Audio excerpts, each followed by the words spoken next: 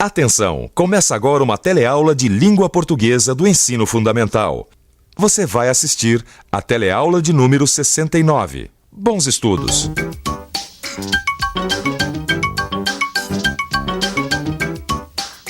Você acha que isso que está acontecendo aqui é um concerto ou um concerto? Concerto. É um concerto. É um concerto, com S. É um concerto! Me diz uma coisa. O que está acontecendo aí dentro é uma sessão de cinema ou uma sessão de cinema? Uma sessão de cinema. Como assim? Com 2 S's. Uma sessão de cinema. Uma sessão de cinema com 2 S's. Como assim? A palavra escrita com 2 S's, porque tem a sessão com C cedilha, que seria a sessão da divisória de uma empresa, de um supermercado. Sem ver as palavras escritas, essas perguntas parecem completamente absurdas. Essa estranheza ocorre porque essas palavras são homônimas. Esse é um dos assuntos da nossa teleaula de hoje. Mas tem mais. Na teleaula você vai conhecer 2 novas formas de classificação de palavras. As palavras homônimas e as palavras parônimas. Vai saber o que é predicado nominal e ainda vai acompanhar a primeira parte de uma nova história. A nossa teleaula de hoje, a primeira desse módulo, está começando agora.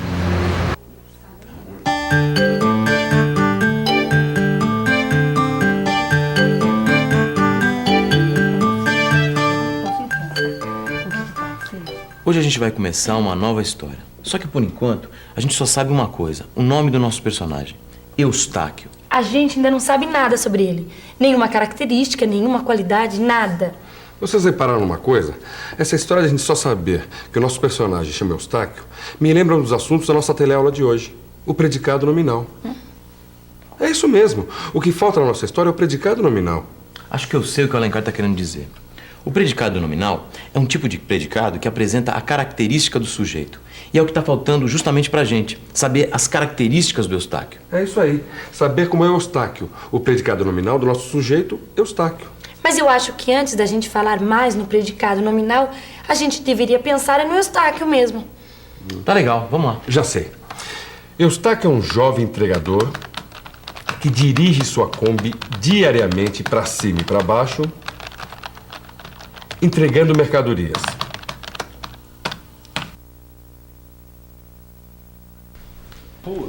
Santo Deus, cara, olha só o que você fez com o meu carro. Pô, desculpa aí, amigão. Foi falha mecânica, não deu pra parar. E agora, como é que fica a minha Kombi? Pô, o carro é meu ganha-pão. Pelo que tá dando pra ver aí, olha aí, ó. Isso aí é pelo menos uma semana de oficina. Ai, viu? Ah, vai ter que chamar a perícia. Que isso, ó, fica tranquilo, eu assumo tudo. Uma boa. Não precisa chamar a perícia não, que isso? Você sabe como é? Se chamar a perícia a gente vai ficar aqui o dia inteiro esperando aquela coisa, maior burocracia, sabe como é? Não sei não, viu? Não sei não. Eu acho melhor chamar a perícia, viu? Que nada, ó, vamos fazer o seguinte, fica tranquilo, ó. Aqui tá o meu telefone, o endereço do meu trabalho e o endereço da minha casa. Pronto, você pode ligar. E ó, aquele senhor ali, ó, pode servir de testemunha, quem sabe? E o conserto do meu carro, como é que fica? Pô, fica tranquilo, eu já falei, eu assumo. Ó, eu vou fazer o seguinte, você pode escolher a oficina que você quiser, é só avisar o teu mecânico para me ligar e eu autorizo o serviço, pronto. Senhor, por favor, qual que é o seu nome? Eu me chamo Michel. Você está muito errada, menino. Eu vi tudo, viu? Eu vi tudo, foi um incidente horroroso. Foi um incidente ou um acidente? Será que o que ele fez em relação ao que aconteceu foi uma descrição ou uma descrição? O que a palavra descrição tem em comum com a palavra descrição? As 2 começam com D, as 2 terminam em são, as 2 são substantivos. A diferença entre o I e o E. Menos uma letra. Elas têm som parecido. E a palavra inflação? O que ela tem em comum com a palavra infração? Será que é a mesma coisa que descrição tem em comum com descrição? E acidente e incidente? Incidente e acidente, Machado? O que essas palavras têm em comum? Simples. Essas palavras, apesar de terem sentidos diferentes, são escritas de forma parecida. E por isso recebem o nome de parônimas. Sentidos diferentes, escritas de forma parecida. São tão parecidas que quando a gente fala rapidamente pode até criar confusão. Inflação, infração. Descrição, descrição. Incidente, acidente. Gozado. Bom, essa história de palavras parônimas eu entendi. Mas por que não tá certo dizer o que aconteceu com o Eustáquio foi um incidente? Incidente é uma coisa que... Quer saber? Melhor é consultar o dicionário.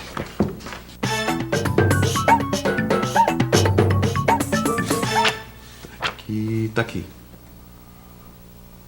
Incidente. Adjetivo. 1. Que incide, ocorre, sobrevém, do verbo incidir. Acessório, superveniente. 3. Circunstância acidental. Episódio, aventura, peripécia. Incidente, sei. Foi acidente mesmo. Não foi nada acidental por acaso, não. Foi um acidente causado pela imprudência desse sujeito, o Murilo. E o seu Michel, na hora, se confundiu e disse incidente. Pô, fica tranquilo, moço. Eu vou mandar consertar sua Kombi. Pô, por sorte, só amassou um pouco do para-choque do meu carro, né? Que fica tranquilo que nada. Eu ganho por quilômetro rodado. E o meu carro numa oficina é prejuízo na certa. Calma, gente boa. Não precisa se exaltar também. Ó, vou fazer o seguinte. Além de eu pagar o conserto do teu carro, eu ainda te dou um trocado, tá certo? Seu Michel, o senhor foi a única testemunha. Não seria melhor se eu fizesse uma ocorrência policial? Não seria mais seguro? Mais seguro? Será? Afinal, quando ocorre um acidente, por que será que a gente tem que fazer uma ocorrência policial? Dá licença, desculpa interromper. Seu guarda, qual é a importância da ocorrência policial quando acontece um acidente de trânsito? A importância do boletim de ocorrência é preservar os direitos dos cidadãos envolvidos no acidente de trânsito e garantir uma futura indenização dos danos dos veículos dos mesmos. Obrigado. Parece que é mesmo muito mais seguro fazer o boletim de ocorrência. E você? O que você acha? Eu também pensava assim, mas só que eu não quero me envolver nesses problemas. Pô, tá desconfiado, meu amigo? O que é? Eu já disse pra você, tempo perdido é dinheiro no lixo. Pô, todos os meus dados estão aí no cartão que eu te dei. Pô, pode confiar em mim. Tudo bem, vai. Pra mim, tudo bem. É todo dia assim, não? Essa rapaziada não ter juízo. Será que eu fiz besteira, hein? Será que ele vai pagar mesmo? Mas ela diz que paga, ela paga. Dizer ele disse um monte de coisa, né? Agora, será que esse seu Murilo aí é tão cheio das qualidades assim? Será que esse seu Murilo é tão cheio das qualidades assim? Voltamos à nossa velha questão, as qualidades do sujeito. Já sabem do que o Alencar está falando, né? O predicado nominal é um tipo de predicado que apresenta as características do sujeito. Explicando desse jeito não dá pra entender nada. Acho melhor a gente relembrar algumas coisas. Vamos pensar um pouco nos termos que formam uma oração. A gente já sabe que as orações têm dois termos essenciais, o sujeito e o predicado. A gente já sabe também que o sujeito é parte da oração sobre a qual declaramos alguma coisa. E o predicado é tudo aquilo que nós declaramos do sujeito. Outra coisa que a gente já conhece é o predicado verbal, que é o predicado que apresenta uma ação que o sujeito tenha praticado. Tá legal. Tudo isso a gente já sabe. Bom, e sabendo tudo isso, fica muito mais fácil entender o predicado nominal. Como o Machado falou, o predicado nominal é um tipo de predicado que apresenta características do sujeito. E todo predicado nominal é formado por um verbo de ligação e um predicativo, que é o termo que caracteriza o sujeito. Que dá a ele uma característica que pode ser uma ideia de qualidade, defeito, estado, profissão ou ocupação. Essa explicação tá teórica demais. Fica difícil entender sem exemplos. Então, olha, quando o seu Michel disse todo dia assim, essa rapaziada é muito sem juízo, ele caracterizou a rapaziada. Portanto, é muito sem juízo é um predicado nominal. É um verbo de ligação. Sem juízo é o predicativo desta frase. Quando eu disse o carro é o meu ganha-pão, eu também usei uma oração com predicado nominal. O carro é o sujeito, é o verbo de ligação e o meu ganha-pão é o predicativo desta oração. Por favor, estar prestando atenção na explicação, mas eu não entender uma coisa. É verbo de ligação. Verbo de ligação, seu Michel, é o verbo que a gente usa no predicado nominal quando a gente quer apresentar uma característica do sujeito. Ainda não está entendendo. Ah, seu Michel, sei lá, olha só. Ser, estar, permanecer, ficar, continuar, tornar-se, andar, acabar, esses verbos. Agora está entendendo um pouco melhor. Olha, seu Michel, eu preciso ir, viu? Meu nome é Eustáquio e eu fico muito agradecido por o senhor ter aparecido. Puxa, Machado, você não acha que o Eustáquio foi um pouco impaciente com o seu Michel? Ele não poderia ter explicado melhor o que é verbo de ligação? Ele estava apressado mesmo, mas ele explicou direitinho. É um tipo de verbo que a gente usa quando faz orações com predicado nominal. Ele só não disse que esses verbos que ele citou nem sempre são usados como verbo de ligação. Eu estava pensando nisso mesmo. Por exemplo, se eu digo eu estava em casa, nesse caso o verbo estava indica o lugar onde eu estava. Então não é verbo de ligação. Ah, mas se eu disser o Machado estava charmoso ontem, nesse caso o verbo estava é de ligação, né? Agora o Machado está tímido, o que é um bom exemplo de predicado nominal. Um bom exemplo de predicado nominal? Dá licença. Como é que você definiria o seu namorado? Pra mim, além dele ser bonito, muito carinhoso, simpático. Você sabia que você formou uma oração com predicado nominal? Que legal, não sabia. E você?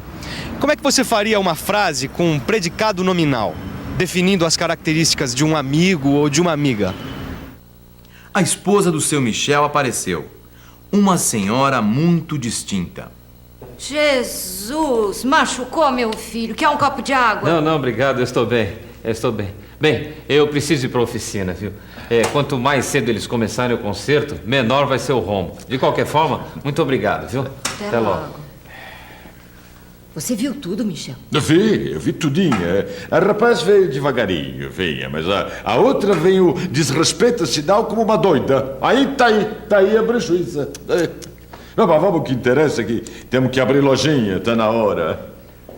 E agora? Tô curiosa pra saber se o Murilo vai pagar ou não o conserto do carro do Eustáquio. Isso a gente só vai ficar sabendo na próxima teleaula. Pera um pouquinho. Antes de falar na próxima teleaula, e as palavras homônimas? Calma, quem disse que a gente ia esquecer? Você não viu que a gente deixou a palavra concerto pro fim? Fala logo que são palavras homônimas que eu tô curiosa. Bom, antes me responde se o certo é sessão ou sessão de cinema. O quê? Eu não entendi a dúvida. Pensa um pouco. Quantos sentidos para a palavra sessão você conhece? Bom, depende. Sessão com C cedilha pode ser a parte de uma loja, parte de alguma coisa. Sessão com 2 S pode ser o tempo que dura um filme. Que mais? Não, pode parar. A resposta tá aqui, ó. Você já descobriu? As palavras homônimas são as palavras que são escritas de forma igual ou pronunciadas de maneira idêntica. As palavras homônimas que têm apenas a pronúncia igual, como sessão e sessão, são homônimas homófonas. Satisfeita? Já podemos revisar o que vimos na teleaula de hoje? Vamos lá? E atenção, se liga aí, que é a hora da revisão. Na teleaula de hoje, você viu um novo tipo de predicado, o predicado nominal, que é formado por um verbo de ligação e um predicativo. Você viu que a gente usa o predicado nominal quando a gente apresenta alguma característica do sujeito.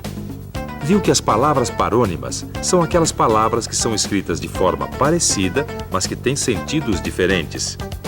E viu que as palavras homônimas são as palavras pronunciadas ou escritas de uma maneira igual, mas que têm sentidos diferentes. E ainda acompanhou a primeira parte de uma nova história. Agora que você já sabe o que são palavras homônimas, que tal consultar um dicionário para saber se esse concerto é com S ou com C? Até a próxima!